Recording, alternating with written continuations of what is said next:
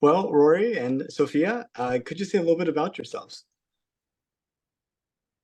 We are Cornell students, studying stats and global development. That's pretty awesome. What got you into that? Um, I feel like for me, it's been like a long journey figuring out what I want to study. And so stats for me is like something that I feel like is applicable to a lot of disciplines. So that's why I settled on it.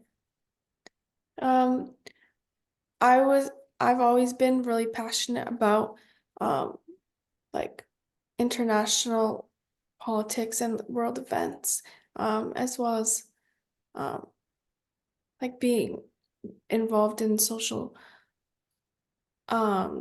being involved in any way in like social justice organizations. And so for me, global development was an avenue to pursue those interests.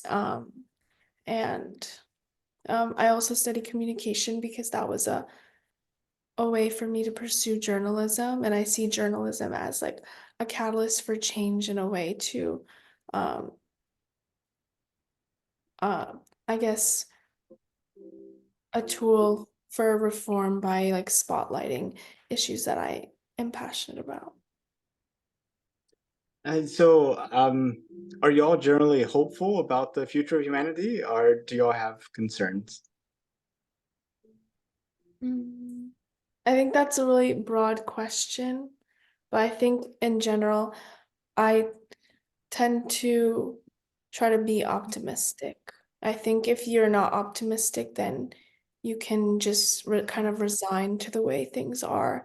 And if we don't have people with optimism and passion, then things would never change or improve. Yeah, I feel like generally I'm more pessimistic, but um yeah, I think it just kind of makes you complacent if you are like that. And so it is good to be more optimistic about what we can actually do. This may seem like a random question, but did y'all know that NASA is planning to send astronauts back to the moon? I No. did not know. I mean, I guess I assumed that that would probably happen, but I'm not aware of like the specific missions. Would you believe that the last time we sent people to the moon was 1972? Yeah, it Yeah. seems like we would have been back before. Yeah.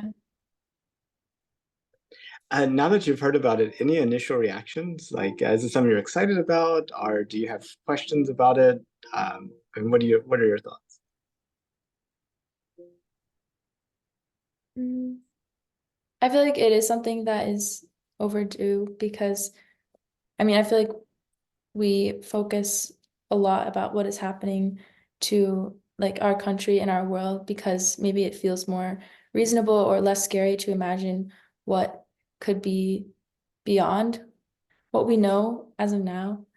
Um, and so, yeah, I think that makes me hopeful knowing that we're creating missions to explore beyond Earth because I think there is a lot that obviously that we don't know. Now, between 1969 and 1972, we landed on the moon 6 times. Each had two people on the moon, so it's like 12 people. They were all white men. On this next trip to the moon, they plan to send the first woman and the first person of color. I was just wondering, based upon kind of like y'all's interest with social justice and that type of thing, if y'all, what your thoughts and reactions would be to this? I think that's really important. And obviously since the last time it's been over 5 decades.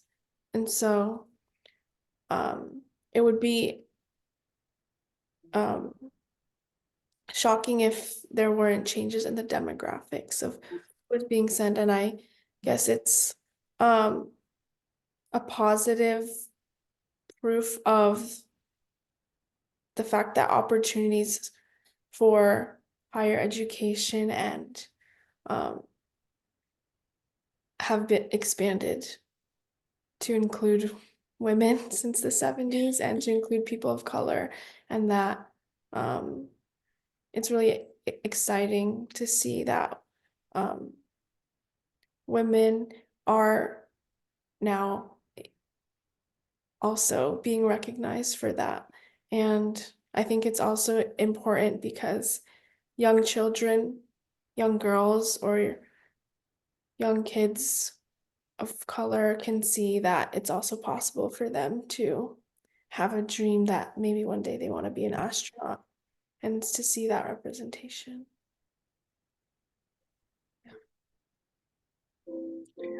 And whenever you all think about the future of humanity, say like 200 years out in the future and where all this might lead us, do you think humanity is still confined to the Earth?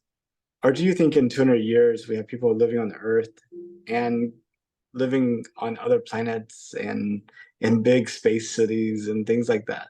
What does the future look like in 200 years in your mind in terms of humans and space?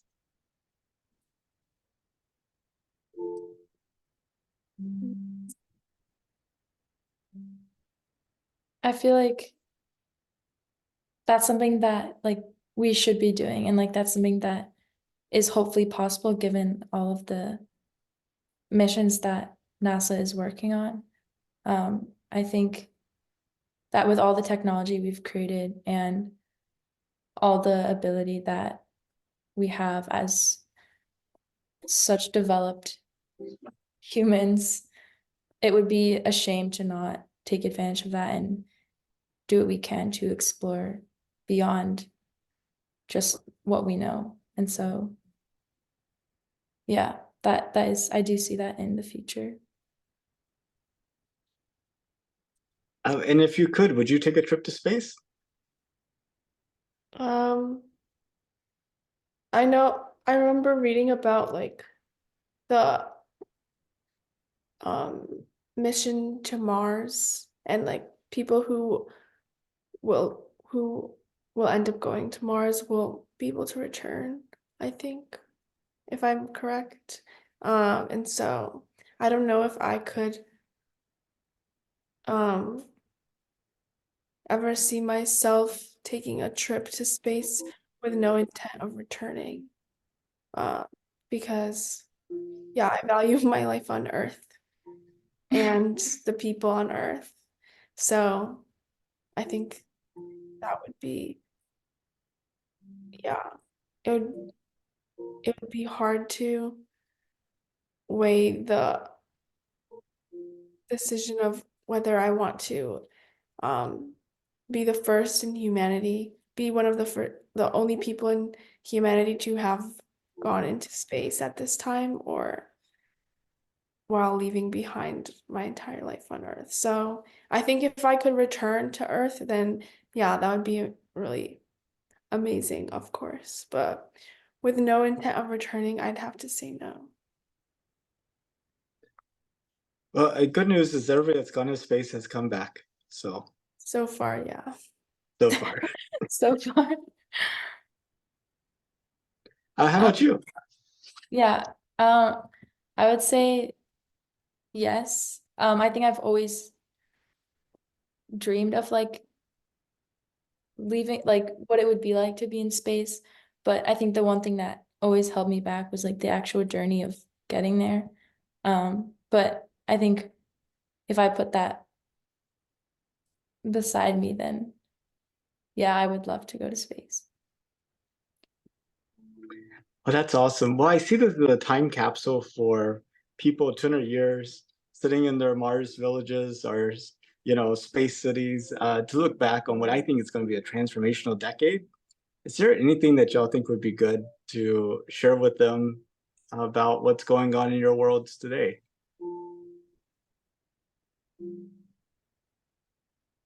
Hmm. Sorry, you said share with people that are in Oh, space. people looking back on this video 200 years from now. Oh. Um,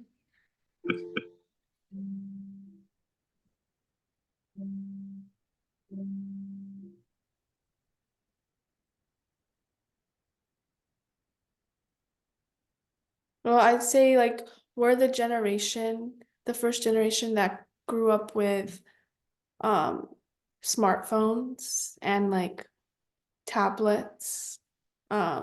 Tablets that are we're like the first generation to have grown up with iPhones and iPads and things like that. So it's like, I don't know, it's really, I can't even imagine what the children in 2 centuries would have grown up with, looking back and thinking that like for us, for our parents, the iPhone was such a um novel innovation. And um I'd say that